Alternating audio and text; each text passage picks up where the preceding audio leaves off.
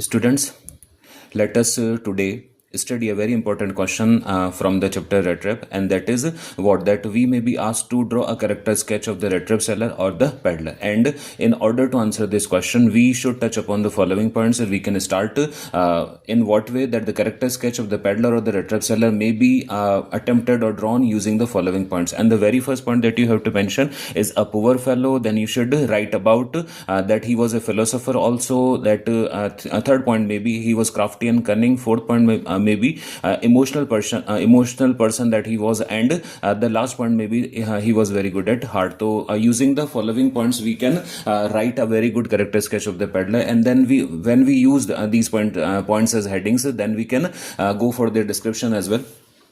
And how will that be done? That very first point is a poor fellow.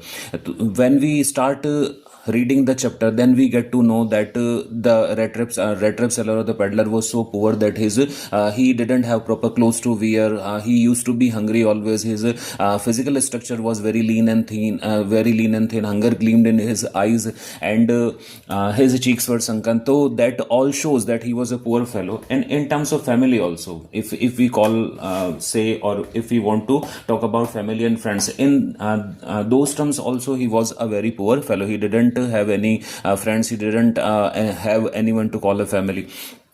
Then we can move to the next point, that is a philosopher. The red trap seller or the peddler was a philosopher too.